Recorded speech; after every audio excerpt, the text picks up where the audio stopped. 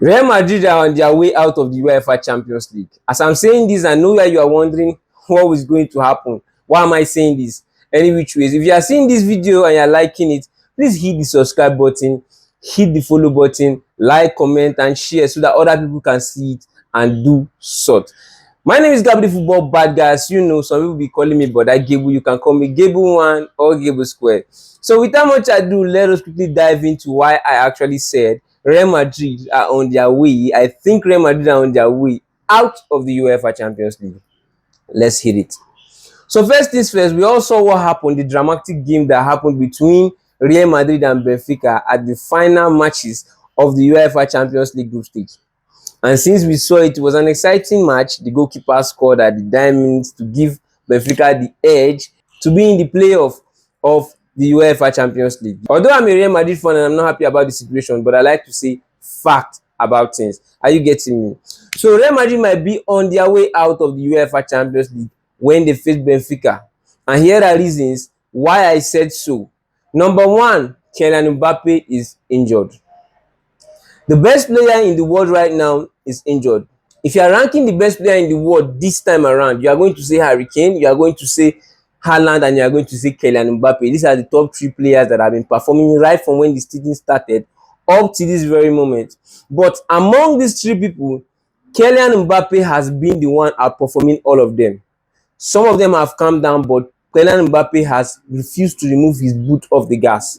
He has been keeping it going for a very long time. So I'm right when I say he's the best player in the world. He might not be playing. He has an injury, and this injury will keep him out of the game, probably, unless something is done about it, unless he's injected or something. But I am telling you, the best player in the world right now is not going to play that game. And we remember the last match when Jose Mourinho came out, and Jose Mourinho was saying that Real Madrid were only in that game because Kylian Mbappe actually kept them. I know he said quality players, but it's not even all about the quality players. It's about Kylian Mbappe.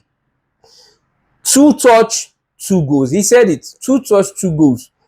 So if Kylian Mbappe, that was supposed to keep them in the game, or that's supposed to perform really good for Real Madrid and is rated as the best player in the world right now, if he's not available, that's a very big deficiency for Real Madrid and number one. And he has been the best player in Real Madrid this season. Where Vinicius failed to turn up, where other people failed to turn up, this guy has been carrying Real Madrid on his back. This is why I said Benfica might be taking the victory out of that match in the UEFA Champions League. My number 2 point is Real Madrid have injuries and red card in their last match. This season, we all know that Real Madrid players have been injured. A lot of them have been injured, especially their defense. Real Madrid have been having different pairing of centre backs this season because of injury. And now, atop it from injury, there is red card. Asensio has red card. Rodrigo has red card, hereby minimizing the amount of players that could make effect in that game. So you are saying that apart from red cards, Real Madrid also have injuries. You can say, okay, this guy will just be replaced by another person, but who is the player that is going to replace the other player? That's why we have Valverde playing different type of wings. He has played 5 and 6, maybe he has played 2, he has played 3, he has played forward. Every place you think a defender can play, Federico Valverde have played it. So that is my number second reason when I'm telling you that Benfica might be coming atop, might be coming victorious in this match. And the number 3 reason is that Real Madrid did not play well. Real Madrid had a comfortable squad that they had in the first leg. Might not be the most comfortable squad, but they had that squad and did not play well. Now, a lot of players is being depleted from this squad. And you now tell me that they are going to play better after these players that were good has been depleted. It's like you telling me the person on the bench is going to play better than the person that is in starting 11. And we all know that's not true, because if he was better, he would have been starting the game rather than the person that is starting the game. So this is the number 3 point.